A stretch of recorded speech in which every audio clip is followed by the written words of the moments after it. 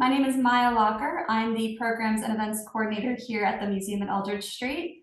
Thank you so much for joining us for this program about the history of kosher Chinese food in New York City with Shiyong Lu. We are so grateful to MOCA, the Museum of Chinese in America, for co-presenting this program with us, and you'll be hearing from MOCA in just a moment. We are going to have a Q&A at the end, so please feel free to pop those questions in the chat as we go. For those of you who don't know who we are the Museum at Eldridge Street. We're housed in the historic 1887 Eldridge Street Synagogue, and we were the first house of worship built by Eastern European Jews in the US. The building was nearly lost to neglect in the mid-20th century before a massive restoration project restored it to its former glory and for public use. We offer both in-person and virtual programming at Eldridge Street to tell the story of immigrant life on the Lower East Side, explore architecture, historic preservation, and more. And you can find all of our programming on our website at eldridgestreet.org/events. Talking about our programming, I just want to tell you about just a few before I turn the screen over to MOCA. We have a ton of neighborhood walking tours. These are just a few that are coming up in the recent weeks. Our Greenwich Village tour is actually coming up this Sunday. If you'd like to buy tickets to that, please do. But we have a ton of other repeating tours, including our signature Jewish Lower East Side walking tour and our signature food tour, among many others. So please check those out on our website. We also, this of course is the start of our holiday programming with our program this evening. So we have a ton more holiday programming coming at you. Another one we have on December 18th is an art history program all about depictions of the Hanukkah heroine Judith in art. That'll be a really exciting program with art history lecturer Elaine Rosen, who we've had before. So please join us for that if you're interested. And all of our Zoom programs are pay as you wish, so we'd love to have you.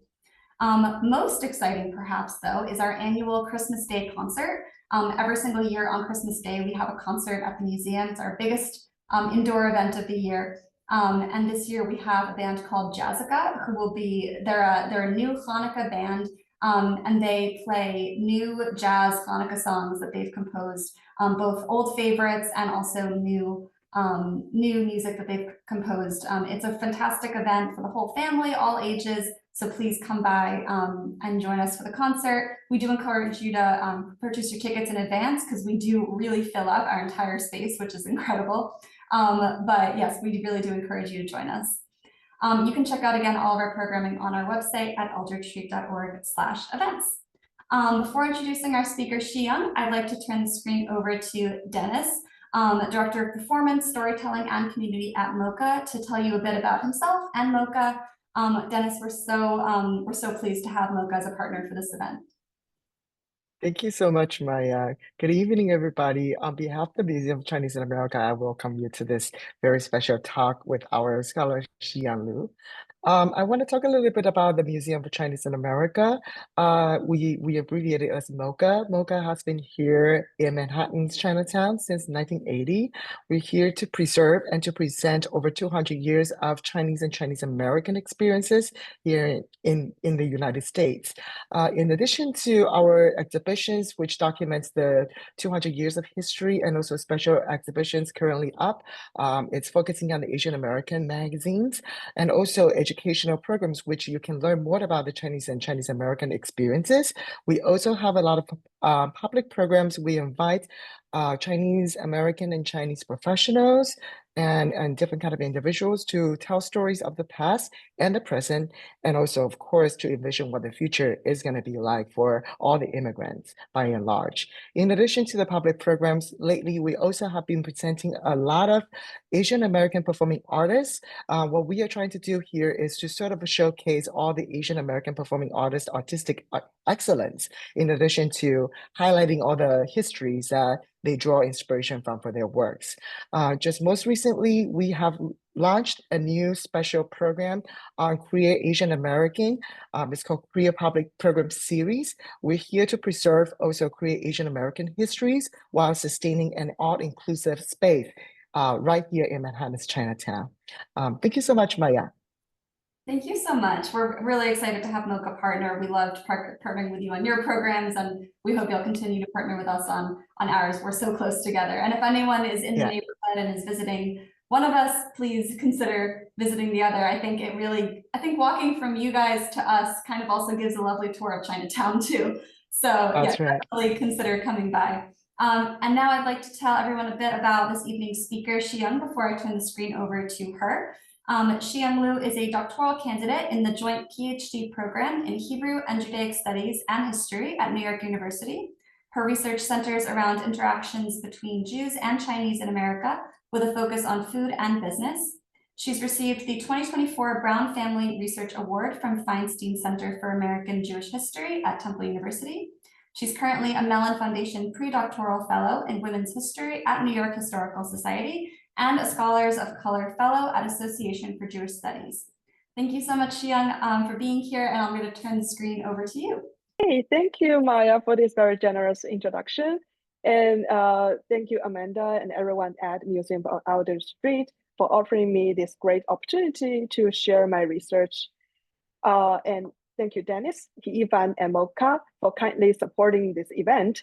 But most importantly, thanks everybody for joining us tonight.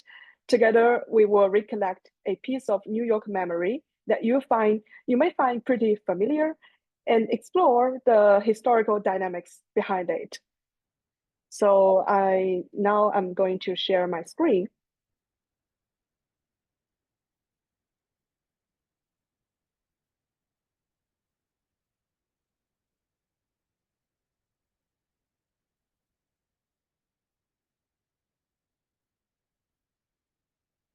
Okay, so many of you probably recognize this background. It's a scene from the final season of Marvelous Mrs. Maisel. And I'm a huge fan of the series. And when I saw Miriam and Lenny Bruce eating out at a Chinese restaurant, I was like, yes. And I text my friend immediately, like, did you see that? American pop culture just aligned with my research interest. But I also choose this scene as my background because no matter how much we find it fascinating, having young Jews dining out at Chinese restaurants was for some Jewish intellectuals in the 1920s a quite annoying picture. And one of them was Mordecai Danzis. So he was the editor of their talk, which was a major Yiddish daily in the 20th century. And in 1928, he wrote an article titled "The Mit zwischen Chop Suey und Gefilte Fisch," commenting, which means the war between chop suey and gefilte fish, commenting on the new Jewish craze for Chinese food. So we all know about the story of American Jews going to Chinese restaurants on Christmas. But this trend actually began at the end of the 19th century as the English Jewish newspaper American Hebrew reported. And the Jewish attraction to Chinese restaurants had not been limited to that one day of the year, Christmas. They went there all the time, day and night, and on Sundays, of course. So by the 1920s, it had become a recognizable cultural phenomenon. So Dante's article is in Yiddish, and I will show you some excerpts that I translated to give you a better sense of his arguments. So Jews came to Chinese restaurants for food and dance. The Chinese restaurants at the time were not just modest, small places. So we are talking about Michelin level, upscale Oriental palaces, in which you can often find the best dancing bands of the town. And therefore, it is not surprising that Chinese restaurants were popular among especially young Jews. But for dances, 90% of the dancers are Jewish sons and daughters. No, this is not good. So for dances, it became even more problematic that Jews now choose Chinese food over traditional Jewish dishes. But it is also clear that despite his provocative title, Dante did not turn against Chinese food or Chinese restaurants. Instead, he implied that Jews themselves were unable to resist the glamour of new things. And he also grieved over the weak spirit the more affluent Jews showed when they made choice on food, that they rather spent on dishes with names of which their fathers' fathers did not know than on a piece of gefilte fish or a homemade porridge. Dante's lamentation echoed other observant Jews, who were also concerned about the fate of tradition in America. For example, earlier in 1924, Leo Robbins, who was a journalist and a Yiddish playwright, wrote in the foreword that, "To be sure, I have yet to see one of these Americanized Yom Kippur religionists who could see anything wrong in breaking the fast in a child's restaurant or a chop suey joint." Nevertheless, other Yiddish journalists consider eating Chinese food as a way to demonstrate their Americanization. Heyman Simo, another forward journalist, suggested in his article, "Chinese Food for Americans," that the desire for exotic food is a peculiar American phenomenon. So therefore, he encouraged his readers to try some real Chinese dishes in order to be more American. For those who wanted to order chow mein, Simon asked them to get rid of chicken chow mein and go for sansu chow mein, which is usually stir-fried noodles with sliced carrots, bean sprouts, and ham. For those fish lovers, he recommended the lobster chop suey. Simo definitely knew that the dishes he recommended contained pork and lobster, but he gave the need to present Americanness, which in this case equal to display your gastronomic erudition, priority over keeping alive some of the old traditions. As we can see, Yiddish journalists consider food as an embodiment of identity. Gefilte fish and chop suey symbolize the two identities that Jewish immigrants sought to incorporate. In their writing, whether Jewish immigrants and their children stuck to the traditional homemade Jewish dishes, or they found Chinese cuisine more appealing, indicated what kind of identity and values they held dear most, and what seems now in danger. Therefore, the choice of food became a serious issue, as Yiddish journalists and intellectuals struggle to navigate the future of Jewish immigrants in America. The debate over Chinese food went on in the 1930s in the New York Yiddish press. It also received growing attention from the general public. And as a result, journalists, both Jewish and non-Jewish, started to write anecdotes on this topic. Martin Gold, a columnist of the Chicago Jewish newspaper Sentinel, reported there was a kosher Chinese restaurant in New York called Min Arrows. But in fact, it was a joke made up by the renowned American journalist Henry Louis Mencken. And Mencken even sent fake business cards of this restaurant that he himself made to people's mailboxes. Another article in the foreword claimed that chop suey was co-created by a Jew from Courland named Heyman Bretner. And Courland is now a region of in Latvia where Jews have been settled there since the end of the 17th century. So such anecdotes might be fake, but they suggested that the two immigrant groups in New York, Jews and Chinese, might establish a collaboration between their foodways rather than turning against each other. Meanwhile, while witnessing the ongoing debate in the Yiddish press, Jewish women, the one who were really in charge of the kitchen and decided what a Jewish home actually looked like, never turned down Chinese food. Of course, they had concern over Chinese food, but unlike their male co-religionists, their question was not to eat or not to eat. Instead, they were thinking how to eat, when to eat, and where to eat. and Jewish women began cooking Chinese food themselves. To avoid the question of kashrut or the dietary laws, they started with vegetarian versions.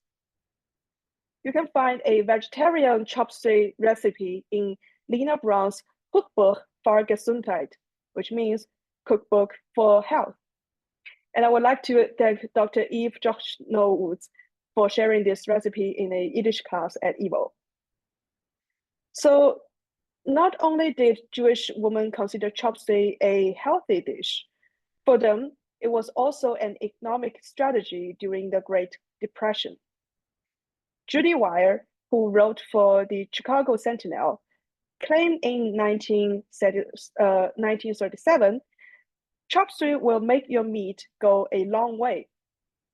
Of course, by meat, wild meat, veal and beef or chicken. And chop suey products provided by La Choy, a company founded by Korean-American Ian New in 1922, also made it easier for Jewish women to cook the dish at home. And by the late 1930s, Jewish grocery stores in New York began to list La Choy products in their ads. Jewish women also moderate the problem by drawing a line between private and public spheres. They kept kosher at home while dining out at Chinese restaurants, often once per week on Sundays. This became a common practice for many Jewish families by the 1950s. Sherry Turkle, the renowned sociologist and writer, vividly recalled how her grandmother sustained a kosher-style kitchen. And this meant that if it crawled in the ocean, we didn't eat it. If it came out from a pig, we didn't eat it. Yet the same strict Jewish grandma permitted only one exception. That is, if they were at a Chinese restaurant, then we could eat pork, which she ordered herself. Such treatment granted pork a new social meaning for many Jewish families. As Turkle brilliantly summarizes, the pork in Chinese restaurants marked the world outside of our home. So pork, the iconic ingredient of Chinese cuisine, ceased to be the unbearable alien food that Marjorie Morgenstein, the protagonist of Marjorie Morningstar, never completely made peace with. And some even find pork very tasty. So Molly Picon, queen of the Yiddish theater, was reported in favor of roast pork at Chinese restaurants. As long as they shared treif, the forbidden items, away from their sacred Jewish home, many Jewish immigrant families reconciled themselves to occasionally breaking Jewish dietary laws in the outside world. They believe firmly and faithfully that they remain Jewish in heart, and at the same time, it was their American privilege to dine out at Chinese restaurants. But still, Jews who observed tradition more strictly found division between keeping a kosher home and eating treif outside unsatisfied. Young Jews continued to sacrifice Shabbos dinner for Chinese meals, which outraged their parents and grandparents who considered Shabbos the most important tradition of the week. Moreover, observant and Orthodox Jews could not stand having any treif at all in their diet. Some saw a solution, especially those who had already engaged in the kosher restaurant business, namely the melding of kashrut with the flavor and style of Chinese cookery. And this led to the birth of kosher Chinese cuisine, just as Mencken's joke anticipated 2 decades before. So one such restaurant was Bursting on Essex, located on 135 Essex Street, also known as the Schmucke Bursting. So this traditional kosher deli had already established a stable Orthodox Jewish clientele after many years of hard work. Yet Solomon Burstein, the restaurant visionary owner, who is the man with glasses standing in the back of the family photo, wanted young Orthodox Jews to have the same excitement in the trendy Chinese food like everyone else did. In designing the groundbreaking kosher Chinese menu, Bernstein set up a team with 2 Chinese chefs, a rabbi, and a Jewish woman who had expertise in traditional Jewish cooking. So eventually, they came up with a menu just like the one you can find in a Chinese restaurant, but with dishes like barbecued kosher spare ribs with duck sauce, egg fouillon with chicken liver, and chow mein bursting, in which they replace pork with steak, chicken, and chicken liver. Here you can see the restaurant called Wonton Chinese craplach, which is also my first impression when I saw the image of craplach in a Yiddish class. And here for the dessert, you can find lychee, pineapples, quinquam, and you can see fortune cookies were not free back then. Bernstein also did occasional field work with his Chinese staff in some famous Chinese restaurants. So he would order signature dishes from those restaurants, dig through them with his own chopsticks, and try to figure out what ingredients appear in the dishes in order to think about how to make a kosher version of them.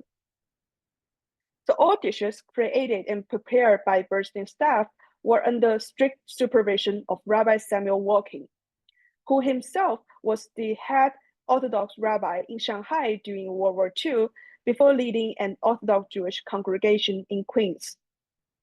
And a side story is that Rabbi Walking also arranged papers to help thousands gain freedom from the Nazis.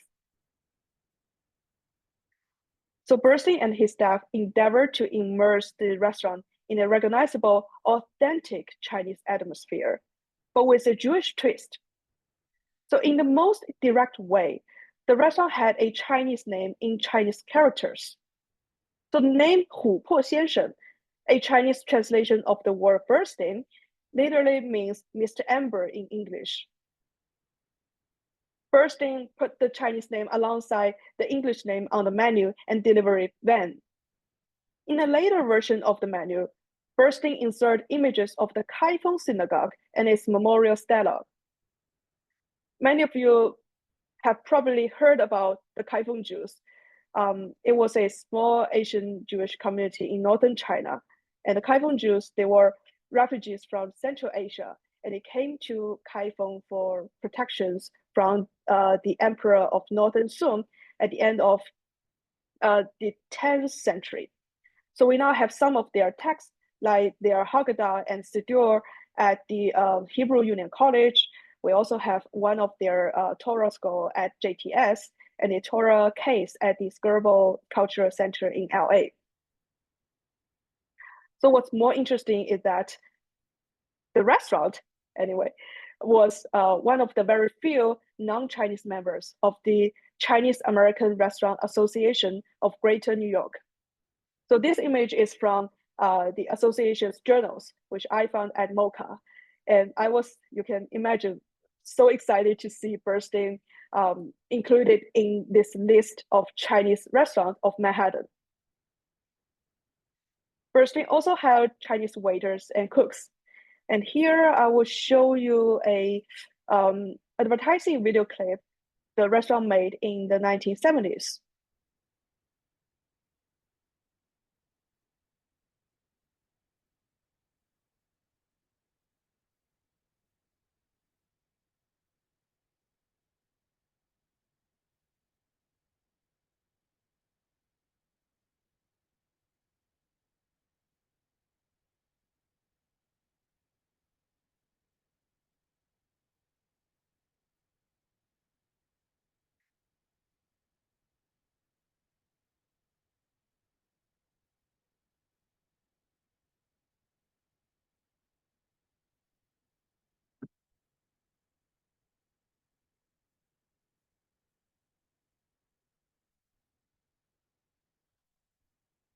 Okay.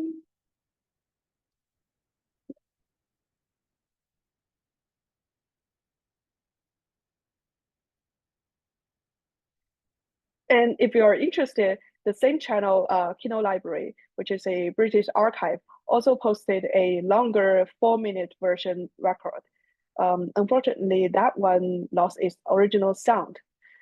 But anyway, in this short version, you can see Chinese cooks peering behind the counter and Chinese waiters wearing black tassel skull caps.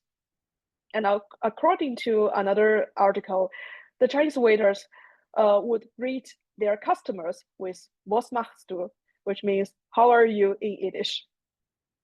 And the restaurant once held a writing competition for sayings to put into their fortune cookies. So it is clear that a Bernstein's goal is not to simply copy a Chinese restaurant, but to create a new type of dining place that is born out of cooperation between the two cultures. Like the restaurant's famous saying, "When West meet East for a Chinese fest, and cashew is guaranteed." No wonder it became an immediate success, and the restaurant established itself as the first fully dedicated kosher Chinese restaurant in New York, and for many years, the only one of its kind. It received domestic and worldwide fame as a must-try of New York. Bernstein on Essex enabled observant Jews to enjoy the same privilege and pleasure of eating in a Chinese restaurant, just as all other Americans did. Meanwhile, Jewish women revolutionized their home cooking with culinary talents and creativity.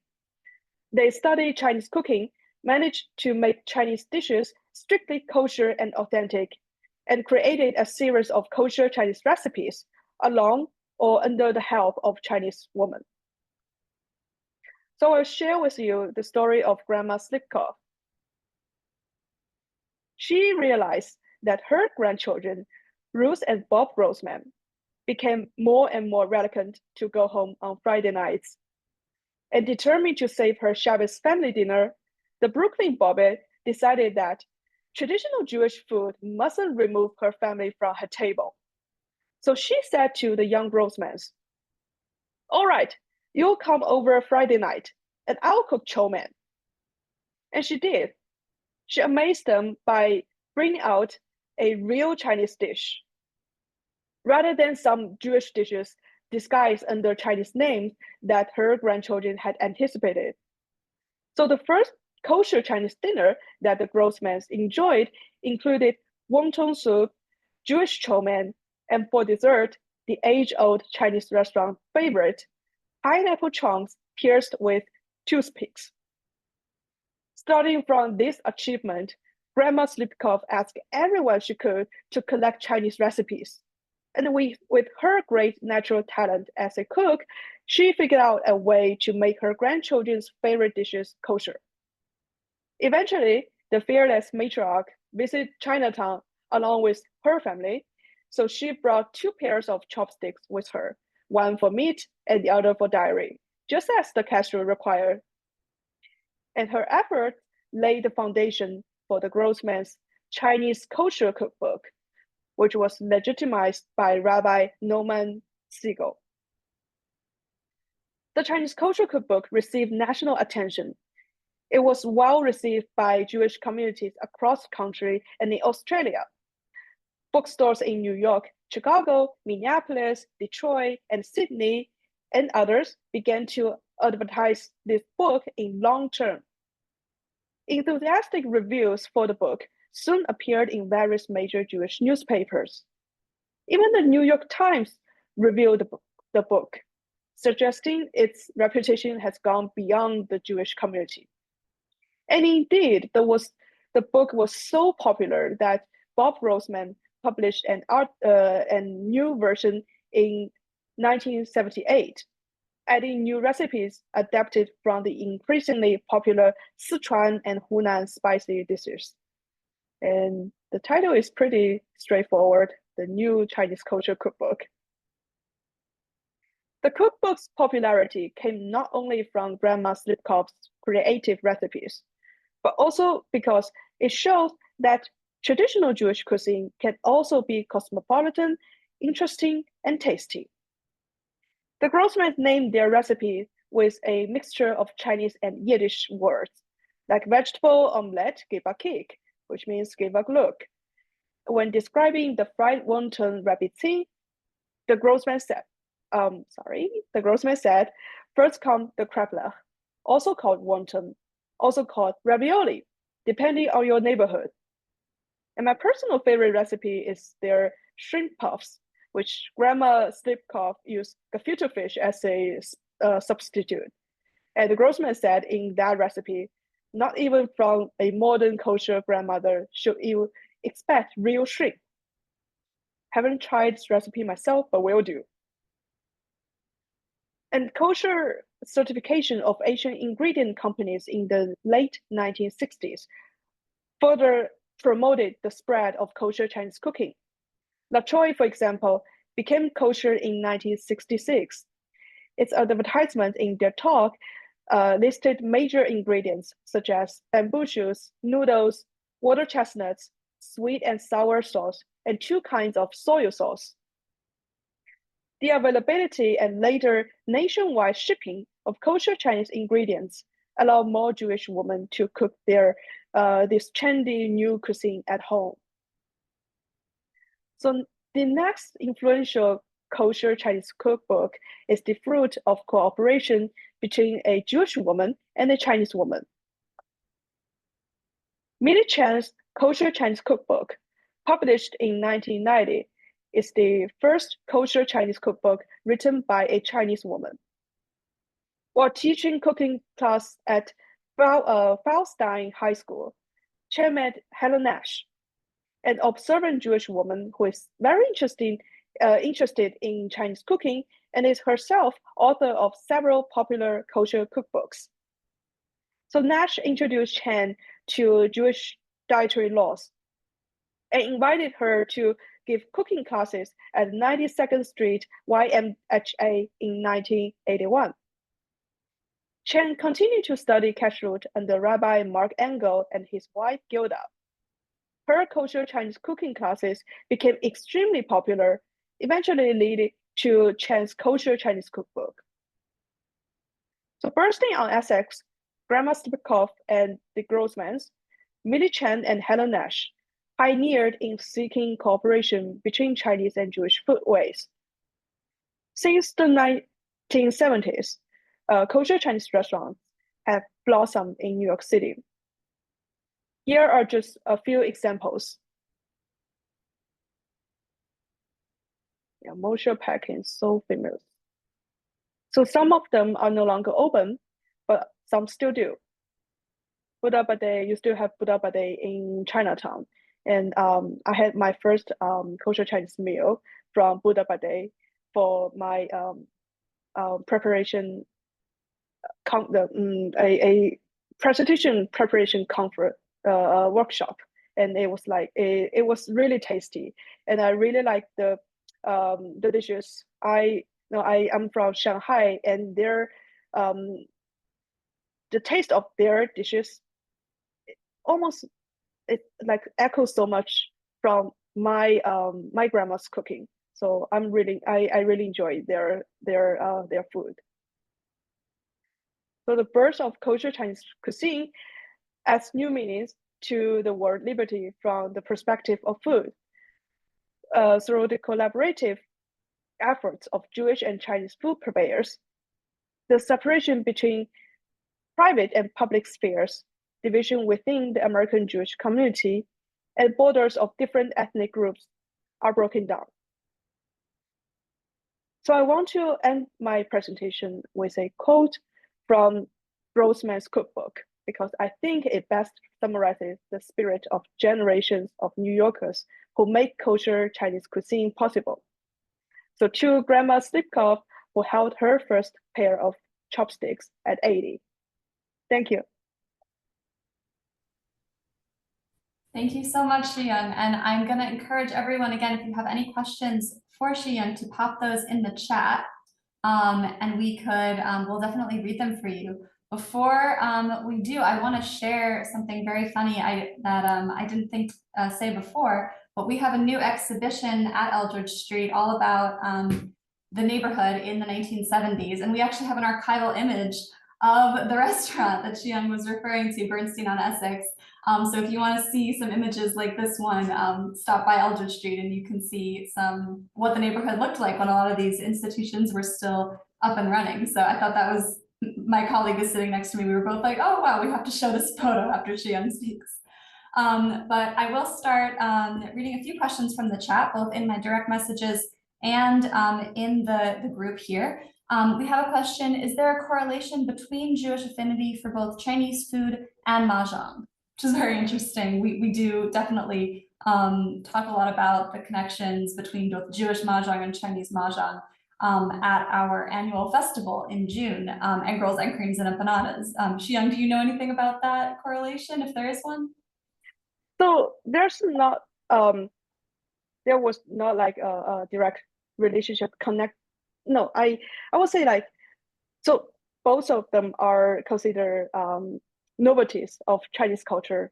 And I actually found some club announcements in Chicago from the early 20th century that they often had parties that is named, we have a chop suey and mahjong party. So they're like, they're all often like grouped together as events. And then we have another question. Is there, let's see, is there any data on Chinese people eating Jewish food? I actually have a really interesting anecdote. So I found from a newspaper at MOCA. Well, that one's pretty late. It's in the 1990s. And there were a group of Chinese visiting scholars who settled in New York for their studies. And they went to a deli. And the owner of the deli told them to enjoy bagels. But he's not saying like bagel, like this is like a Jewish specialty, but saying like this is New York specialty. And I found that really interesting.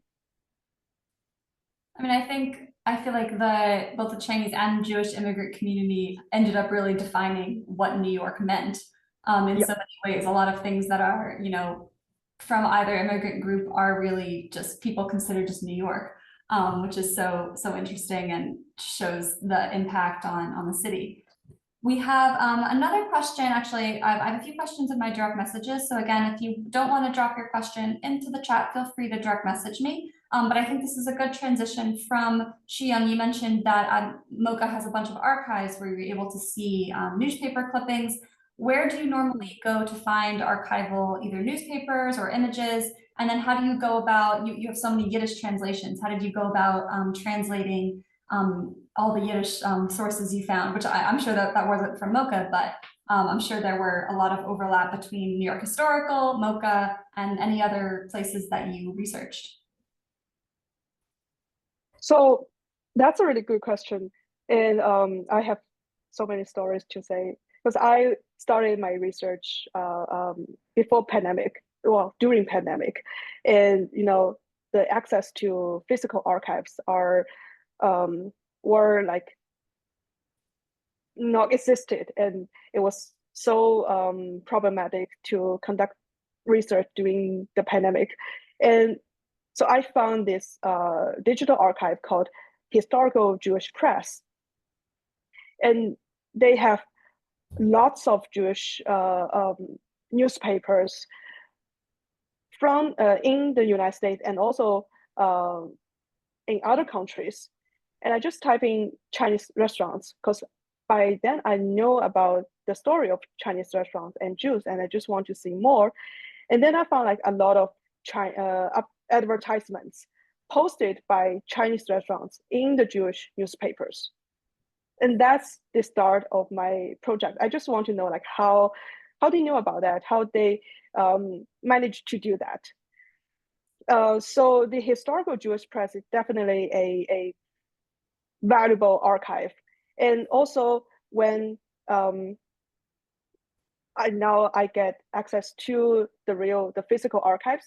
There are sources at like MOCA, the American Jewish Historical Society, and for food especially, you have a lot of collections at the file library and special collection house at NYU Bobst. So just name a few, and you have other communal records, business records just scattered around the country. Amazing. I'm sure we always have folks that want to know about where they can get information about their family's business or a business that they used to love. So I think that's really helpful. We have another question about how the kosher Chinese scene has evolved today. Do you see a clear kind of evolution from the history you're discussing to now, or do you feel like now things have changed a lot and it doesn't have as much of a connection?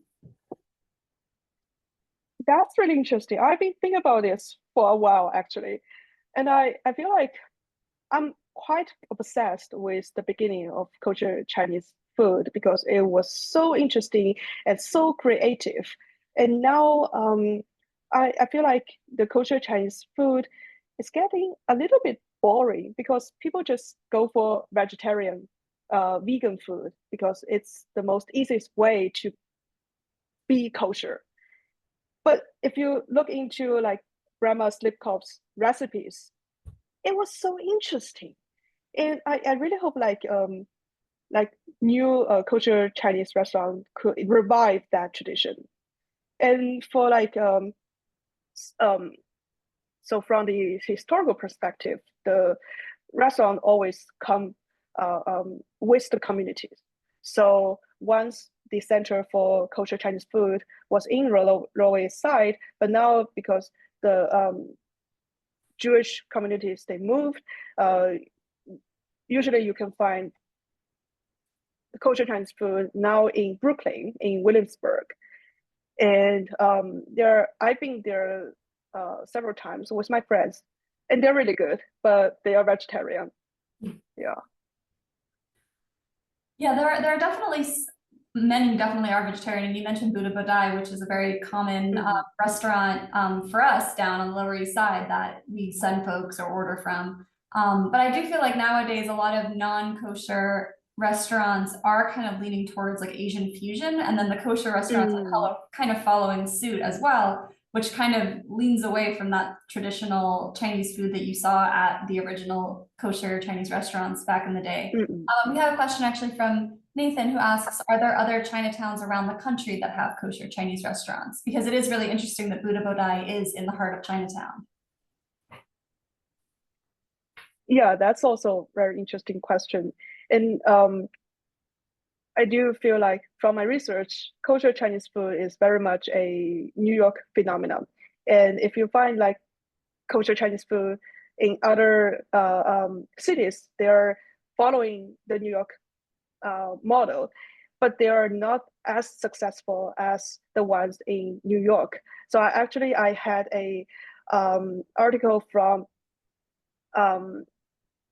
a Jewish newspaper in LA when they are talking about the closure of their only kosher Chinese restaurant in 80s. And they're saying like, meanwhile, there are 40 kosher Chinese restaurants in New York.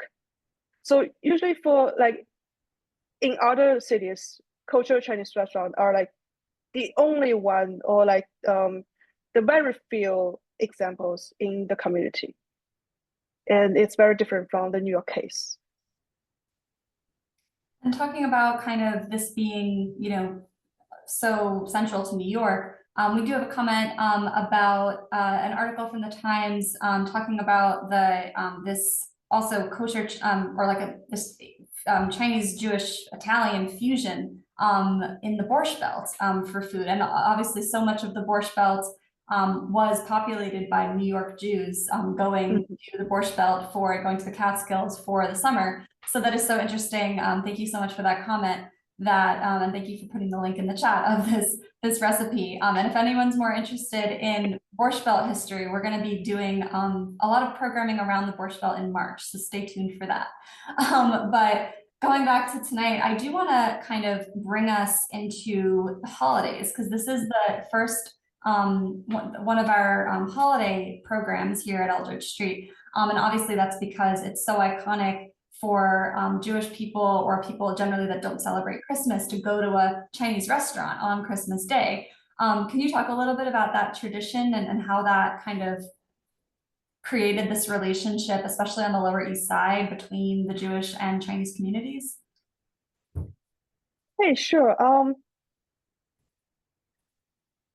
So I think like the idea of American Jews go to Chinese restaurant on Christmas is it's like the focus on Christmas Day as the day for Jews to go to Chinese restaurant is more like a constructed idea, because from the newspapers you can see Jews went to Chinese restaurants all the time, of course on Sundays. And then you have this one article from New York Times commenting on a Chinese restaurant in New Jersey sending meals and gifts to a Jewish orphanage to a nearby Jewish orphanage. And then that I think is like the beginning of this legend of American Jews go to Chinese restaurants. And then you have Judge Kagan said in her hearing when the other senator asked her, like, where are you going on Christmas Day? And she said, like all Jews, I'm probably at a Chinese restaurant. And that just so consolidated this legend. But according to history, that is not like the whole story. The whole story is like more interesting and more complex. That is really interesting that a not true kind of legend or statement could actually make something true, because everyone heard that this is what Jews do, and a lot of Jews now will do it. And it's kind of like a self-fulfilling thing where it wasn't necessarily true, people were just doing it anyway. And then someone just kind of, or let's say the Times or an article just kind of ran with it, and then it made it into a thing people do because they said that that's what people do. That's very interesting, and I'm sure it's true for a lot of other, once fabricated things that are now true as well. So that's a really lovely. It's a really lovely creation. Yeah. And it definitely, has created this huge tradition, and Yeah. I mean, I'm sure it also was simply just practical that there were only a few things open, and people we had two communities living very close together, mostly on the Lower East Side, but still. Yeah.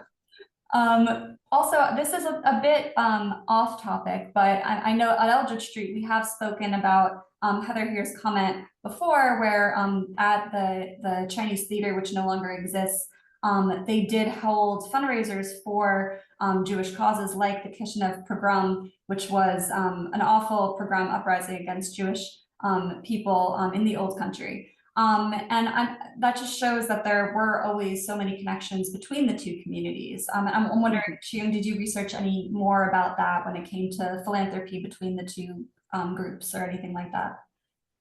That's really interesting. So I started my research on Chinese restaurant and Jews in Chicago, and I have like more knowledge of what's happening there.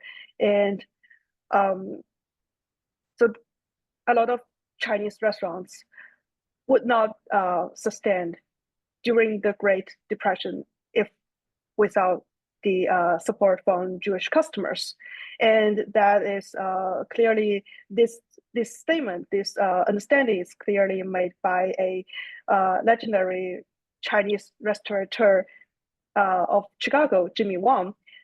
He openly appreciated their support from Jewish customers. And so post Great Depression, you can see the relationship between Chinese restaurant and Jewish customers moved beyond from this customer-seller relationship to more like a cultural connection between the two communities. So the Chinese restaurant, they began to send holiday greetings in the Jewish newspapers on Passover, Rosh Hashanah, and Hanukkah. And you also see Chinese restaurant supported Jewish veteran donation. So they donate to Jewish veteran associations. They also bought Israel bonds, and they might invite their Jewish customers to Chinese New Year celebration. So it's like that relationship just became like the start of a more deeper cultural connection between the two communities. And from that research and then seeing, I know your first slide was about Marvelous Mrs. Maisel. How did that kind of full circle your kind of research when you saw that? Did you already kind of do this project and then you saw it there, you know, as like this thing in the 60s? And what was your thoughts when you saw that? So I started watching this series before I started my research, and I was like a huge fan of all kinds of series, especially historical dramas.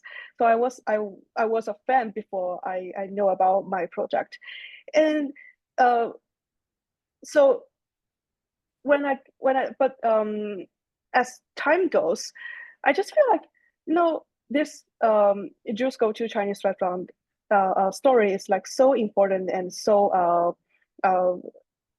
characteristic of this period. And I was wondering, like, when are they going to put this thing in the series?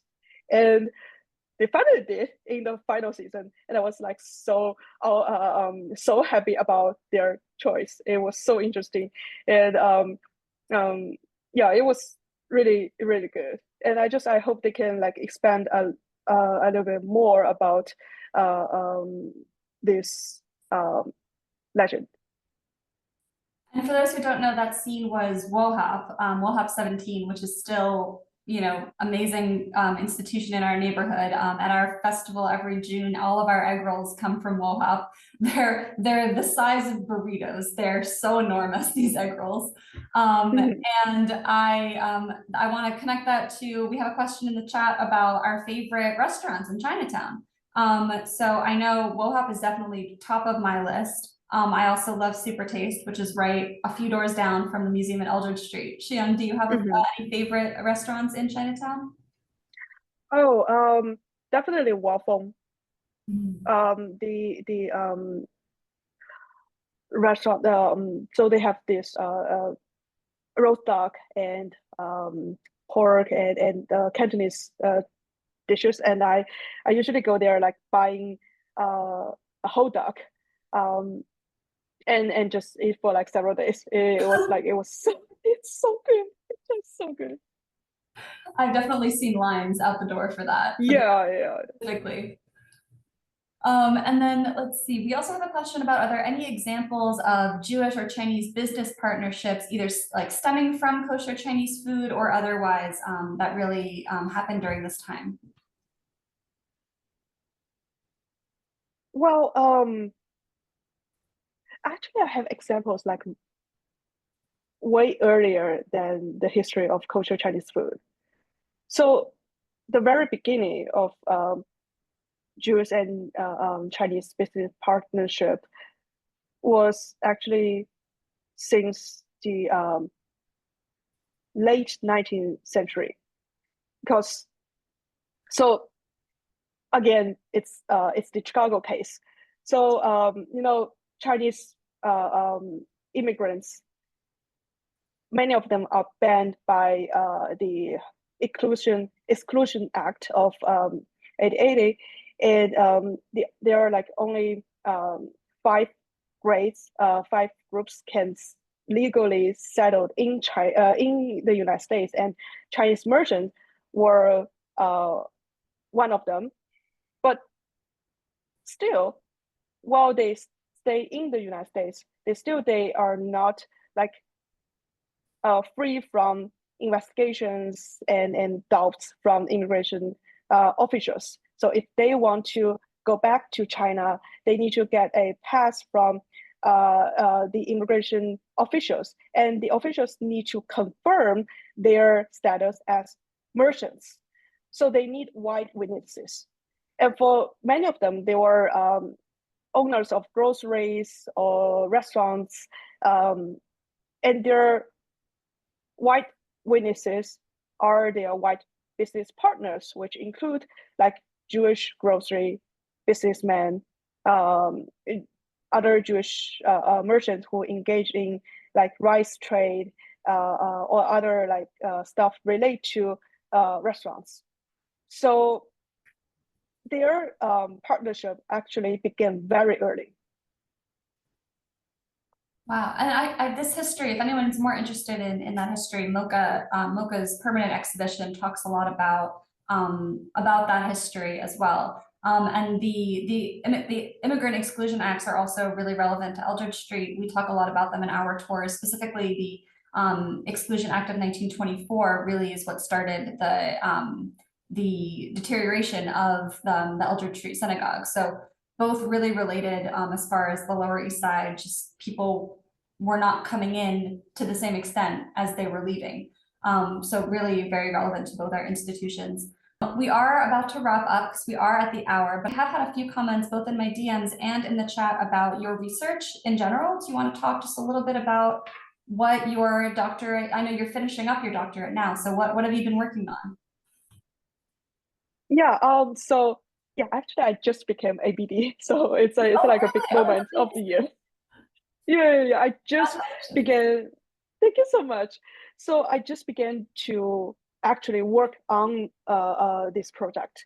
And so this project is going to be about the interactions between Jews and Chinese restaurants in 20th century America. And I'm focusing on 3 cities, San Francisco, Chicago, and New York, to explore all kinds of interactions between the two communities, and also the interconnectedness and diversity between the 3 cities. So it's going to be like a story from both sides, because we know much more from the American Jewish side about how American Jews love Chinese food and Chinese restaurants. So I want to see, like, from the Chinese side, how the Chinese restaurateurs and businessmen also take part in this story and making this happen.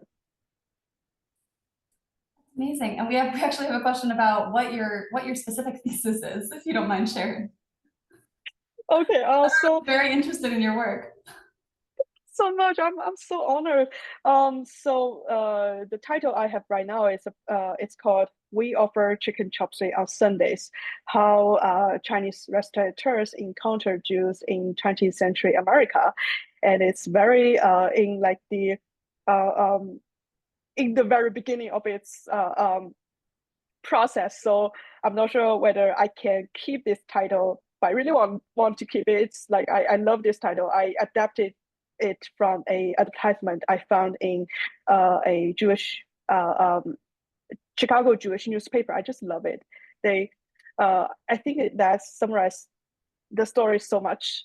And we'll see. I try to finish as soon as possible, and I got like so many interesting sources, and I really want to share with all of you. So we will see how I make it. Well, maybe we'll have a part 2 at some point, and we'll see what the end result was. Maybe in a year from now, next Christmas. I want to thank everyone so much for being here. Everyone was so interactive in the chat, and I didn't even get to all of the amazing memories that everybody had of their time at the restaurants that Shiyong was mentioning. So I hope it was nostalgic for many of you and educational for others, and a little bit of everything in between. Thank everyone so much. Have a happy holidays for everyone, whatever you celebrate, and Happy New Year. And a huge thank you to Shiyong for doing this for us. This was so lovely. You were so knowledgeable about so many different topics. It was really incredible. So many different kudos in the chat. So joining everyone in saying thank you and wishing everyone a wonderful evening. Thank you so much, MOCA, for partnering with us. Again, give MOCA a visit and give Eldridge a visit. We're so close. There's no reason you shouldn't do both in one day. Thank you so much, Shiyong. Have a great evening, everybody.